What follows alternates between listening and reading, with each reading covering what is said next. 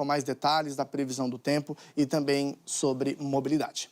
A gente sempre está batendo na tecla que o metrô está tudo bem, todas as linhas operadas pelo metrô, porque ontem o sindicato tinha anunciado uma greve, mas a decisão de não greve ocorreu depois deles aceitarem uma proposta ali formulada no âmbito do Tribunal Regional do Trabalho, tá bom? Então é por isso que a gente está tocando nesse ponto. Daqui a pouquinho a gente volta. Até já, Sabina. 6h12. Está previsto para hoje o retorno de muitas famílias nos imóveis liberados pela Defesa Civil, no Jaguaré, zona oeste da capital. Ontem, as equipes vistoriaram 105 imóveis atingidos pela explosão. 5 deles estão totalmente interditados. Outros 14 foram liberados apenas para retirada de objetos pessoais. Olha só. Durante a madrugada, os nossos repórteres fizeram imagens das plaquinhas, que indicam e determinam a situação de cada casa. As liberadas, por exemplo, estão indicadas na cor verde, essa que você acaba de ver ali, ó. As parcialmente interditadas em laranja e as em vermelho, as que foram totalmente destruídas. Nesse comecinho de quarta-feira, policiais militares e equipes da Sabesp e da Comgás também estiveram no local. O Eliezer dos Santos está por lá, mostra a situação ao vivo. Eliezer, ainda a movimentação de muitas famílias, porque o laranja, a família até pode entrar, essa parcialmente interditada, mas tem que ir acompanhado de um agente da Defesa Civil. Vamos explicar para a turma o que isso significa em detalhes. Bom dia. Oi, Sabina, bom dia para você que está com a gente aqui no Bom Dia São Paulo. E é isso, Sabina, ontem, então, a Defesa Civil fez essa classificação aqui nesses imóveis. Então, o imóvel que está com a placa verde, o morador pode retornar. Placa laranja, ele pode retornar somente para pegar algum pertence, uma roupa, enfim, para ser encaminhado para o hotel, caso de familiar, e acompanhado de algum funcionário da Defesa Civil. Agora, a casa que está com a placa vermelha, aí é interdição total, como você falou agora há pouco, são 5 imóveis que foram totalmente interditados, e aí tem até a possibilidade da demolição desses imóveis, porque o dano estrutural foi muito grande devido a essa explosão. A gente vai caminhar por aqui, Sabina, mostrar para vocês que a movimentação hoje está bem menor em comparação a ontem. Nesse horário, ontem por aqui estava lotado. Muita gente por aqui, até mesmo moradores ainda sem saber o que estava acontecendo. Alguns retornando ali daquele hotel que eles ficaram hospedados no centro de Osasco, vinham para cá para saber como que estava ali a residência. Hoje a movimentação é um pouco mais tranquila. No entanto, a gente mostra que ainda tem aqui um furgão da Sabesp para auxiliar, porventura, se algum morador vier para cá, pegar alguma informação. Também a equipe da Comgás passou a madrugada por aqui também, com o furgão também aberto. Falei agora há pouco aqui com o pessoal da Comgás, eles disseram que durante a madrugada não houve necessidade de nenhum atendimento, no entanto, estão fazendo também o plantão aqui pelo local. E caminhando aqui pela rua, Sabina, a gente mostra para vocês as imagens aqui do Rafael Barbosa, como que está a situação. Essa área onde a gente está passando agora, até ontem à noite, ainda estava totalmente interditada, então a liberação ela foi acontecendo também aos poucos. Tem essa viatura da Polícia Militar, o pessoal fazendo, evitando, enfim, que muitas pessoas também passem por aqui. É claro, a preferência é sempre dos moradores, até mesmo para essas casas que foram liberadas e as outras que ainda estão com a interdição parcial. O pessoal só pode retornar com o auxílio aqui da Defesa Civil, mas a gente vê que algumas ainda permanecem com as faixas. Até mesmo aqui tinha esse local de isolamento. Agora há pouco o morador dessa casa já saiu para trabalhar, a casa dele está totalmente liberada. O pessoal aqui da barbearia também, a gente já vê que está com a luz acesa. Essa casa aqui, por exemplo, Sabina, que a gente mostra para vocês, ó, da placa que eu mostrei, e a gente falou agora há pouco, nossa equipe da madrugada também acompanhou. Essa daqui, ó, liberado.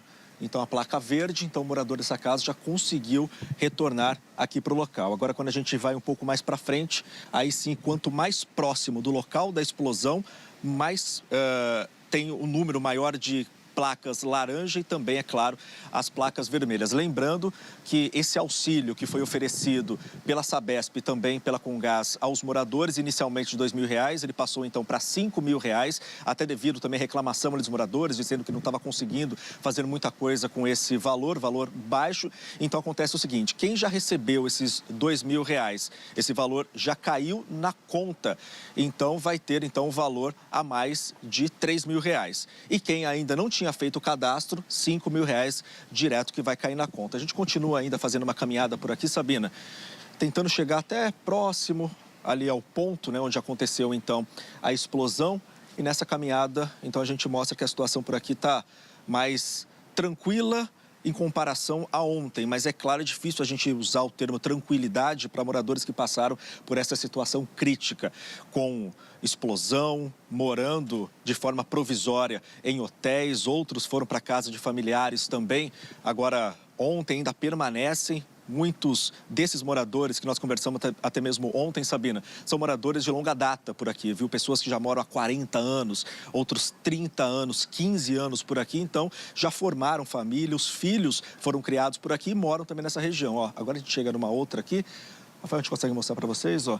Entre com atenção, dano estrutural. Essa aqui é a placa laranja que eu falei agora há pouco. Então, o morador, por exemplo, dessa residência só pode entrar para pegar o pertence e sair, e isso acompanhado da Defesa Civil e até mesmo ó, como que ficou a porta de correr totalmente danificada. Então, Sabina, Marcelo, a gente volta para vocês aí no estúdio com essa retomada dos moradores. É claro, o pessoal ainda tentando se recuperar e, é claro, a gente continua, é claro, acompanhando toda essa situação no decorrer do dia, como fica a questão desse auxílio emergencial entregue a esses moradores e, é claro, todos eles tentando retomar a vida na medida do possível.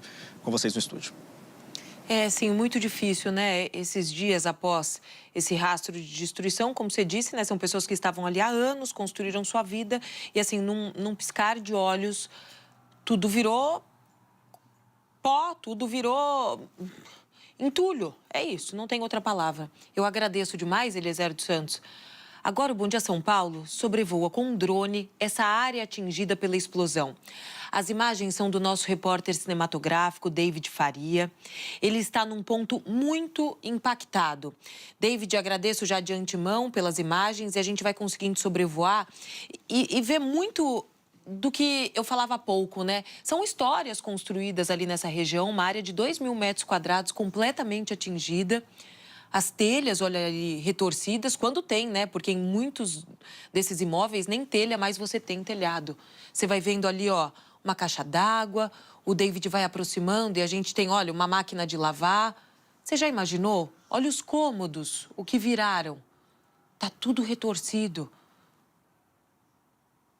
Um varal, um telhado, eu vou tentando identificar, né? Olha ali, a estrutura das casas. Todas, o David vai afastando, vai aproximando e a gente vai vendo em detalhes, né? O que eram essas casas? Num dos pontos a gente vê um chuveiro, que era um banheiro. Agora tudo destruído, né? Virando praticamente entulho. É uma área grande da zona oeste da capital. Vamos aproximar então, David, e a gente vai tendo uma noção maior. Olha, uma área de serviço ali, como eu narrava, uma máquina de lavar. Aquela outra parte que tudo indica um banheiro. Olha, cadê cama? Cadê os cômodos? Cadê cozinha? Não sobrou mais nada. Aqui algumas caixas empilhadas ali, engradados. Ali embaixo parece um varal. Você imagina? Foi uma grande explosão mesmo, como que se você jogasse uma bomba. Olha essa Kombi ali. Também toda atingida. Os detalhes, né, deixam a história muito mais humanizada, né? Você vai se colocando no lugar dessas pessoas, dessas famílias. 194, portanto, que já receberam esse auxílio emergencial, muitas delas ali. Ali é uma cozinha, salvo engano. A gente vai vendo um móvel que parece de uma cozinha, um armário ali. Você imagina? E, por sorte, as gavetas abertas, tudo largado. Olha um fogão, agora o David, olha, com as panelas ali em cima mesmo, no fogo. As pessoas, algumas que estavam em casa, mas por sorte muitas delas estavam no horário de serviço, no trabalho. Foi 4 horas da tarde. Olha ali, o que era uma cozinha? A gente não pode chamar mais isso de cozinha. Olha essa imagem, é muito impactante, né? Você imagina, de uma hora para outra, os seus cômodos, a sua casa, o seu lar, o seu lugar de afeto virar isso, virar destroços. E foi isso que aconteceu. Parte dessas 194 famílias, muitas delas viviam ali, né? Nessa área que você vai vendo. Olha quanta sensibilidade nas imagens do David Faria. São imagens de drone, às 6h21 da manhã, do Jaguaré, zona oeste da capital. E agora a perspectiva, olha lá, um banheiro, você tá vendo ali? Naquele quadradinho, você vê o chuveiro ali. O que era um banheiro, né? Louças, panelas. tudo revirado, tudo retorcido. É um rastro, de fato, de destruição. Tamanho impacto, né, dessa explosão. Explosão essa, fato é que deixou um morto e 3 pessoas feridas. Uma delas continua internada em estado grave na UTI, né? Essa destruição levou a vida do o Alexandro Nunes, 49 anos, um vigilante noturno que estava no seu quarto. Um desses ali, ó, que agora a gente vê tudo destruído. Estava dormindo, porque o turno dele é durante a madrugada, e ele não resistiu. E lamentável, agora força a essas famílias, né? Muito triste. E aí a gente faz essa pergunta, né? Porque essas famílias, ok, amparadas por esses R$5.000, mas agora fico daqui para frente, né? Como é que vai ser essa reconstrução? Quanto tempo vai levar? Essas casas vão ser construídas, reconstruídas nesses mesmos locais? Hoje pela manhã deve haver definição nesse sentido. O trabalho de perícia ainda precisa terminar completamente em todos os imóveis. Muitos vão ter uma reforma, algo menor, das que muito provavelmente estão parcialmente interditadas com o laranja, né? A placa laranja. Mas outros tantos imóveis terão de ser totalmente reconstruídos. Algumas dessas famílias terão que ter uma casa 100% nova, né? Porque isso é o que já foi um dia uma casa. E é claro que a gente continua acompanhando todos os desdobramentos para te ajudar ali no passo a passo, né? As informações das empresas, com gás, Sabesp, das concessionárias, da Arcesp, que fiscaliza esse serviço, do governo, para orientar essas famílias. Agradeço ao David Faria. Agora a gente vai acompanhar uma reportagem da Malu Maza, nossa colega, que acompanhou os trabalhos durante boa parte da tarde de ontem. Os moradores que puderam retornar para casa tentam agora juntar os cacos e entender o tamanho desse prejuízo. A casa do Pedro Henrique fica nos fundos da área mais atingida pela explosão. Ele vive aqui desde que nasceu. Do que sobrou da janela, o rapaz vê a montanha de escombros. Emocionalmente é duro, né? No momento da explosão parece que é aquele... tá em câmera lenta, você sente a pressão da onda de choque e depois você escuta o barulho da explosão. E depois da explosão você escuta os estilhaços caindo, né? Na casa também funciona um ateliê de costura, que ficou cheio de pedaços de vidro e até de tijolos que voaram. A família ainda avalia a extensão dos prejuízos. Pelas avaliações preliminares, a gente pode ficar por aqui por enquanto, mas mesmo assim não tem como ficar porque não tem janela na casa, né? Tá cheio de estilhaços de vidro, não tem como ficar aqui. A rua onde o Pedro mora, a doutor José Benedito de Moraes Leme, foi vistoriada ontem pela Defesa Civil, pelo Instituto de Pesquisas Tecnológicas e pela Prefeitura. A casa do José precisou ser interditada e ganhou uma placa vermelha avisando sobre o risco. Ele juntou malas para ir para um hotel com a família. Tem uma área lá no fundo que ela foi completamente destruída. Eu estava ali na cozinha, só eu e a esposa. Aí tampou tudo de poeira, fumaça, vidro, para tudo quanto foi lá. Eu fiquei praticamente cego. A rua Piraúna, onde ficam os imóveis mais atingidos, ficou isolada na maior parte do dia. Primeiro, as equipes da Sabesp, da Congás, da Defesa Civil e das Polícias Civil e Militar avaliaram as condições de segurança e reuniram informações para a investigação. No meio da tarde, os moradores começaram a entrar, em pequenos grupos, para acompanhar a inspeção nos imóveis e retirar pertences. Eu tive ontem à noite para pegar medicação com o rapaz da Defesa Civil, mas não deu para ver muita coisa porque a energia estava cortada e só peguei a medicação e saí. A estrutura não sei como é que tá. Como é que tá a expectativa? Ai, apertado o coração, né? É difícil. Mas ainda bem que não aconteceu nada com a gente, né? Todo mundo bem. Minha filha, o pessoal aqui que sofreram mais ainda, que a casa dela caiu. O rapaz que faleceu, né? A Noemi perdeu a casa onde morava há 20 anos. Conseguiu pegar nos escombros apenas alguns objetos. Tudo que você construiu, você perde assim, da noite para o dia, é difícil. Como é que vai ser daqui para frente? Não sei. Não sei.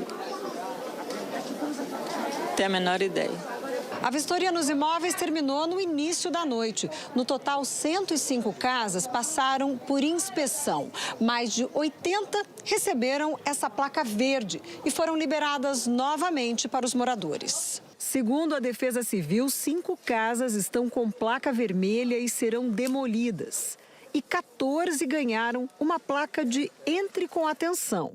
14 estão classificadas como laranja, uma interdição cautelar, ou seja, vai precisar de uma reforma para que os moradores possam voltar definitivamente. Estas famílias, essas 19, 14 laranjas e 5 vermelha, vão ficar continuando acolhidas no hotel, ou aquelas que estão na casa de familiares têm opção. Elas podem tanto continuar na casa dos seus familiares ou irem para o hotel onde elas estão acolhidas ali, enfim, com pensão completa, almoço, café, almoço e janta. A casa onde o Eduardo mora e coordena uma ONG foi uma das que receberam a placa verde. O alívio é poder saber que vou poder continuar as atividades e ajudar o pessoal nesse momento difícil, porque nós recebemos, inclusive, doações aqui o ano inteiro. Já é um trabalho de mais de 38 anos, então seria uma pena se realmente fosse interditado. A Elaine também pôde voltar para casa. Minha preocupação agora, nesse momento, é mais com as pessoas que não têm onde morar. Sabe? Porque a gente ainda tá com nossa casa, tá bagunçada, mas a gente vai arrumar tudo isso. E quem tá numa situação dessa? Se colocar no lugar do outro, né? Daqui a pouquinho a gente volta com mais dessa cobertura. Temos o João Neto, o Eliezer dos Santos. 6 horas e 28 minutos. Vamos falar mais um pouquinho de mobilidade? O Marcelo já de volta. Vamos lá, Sabina.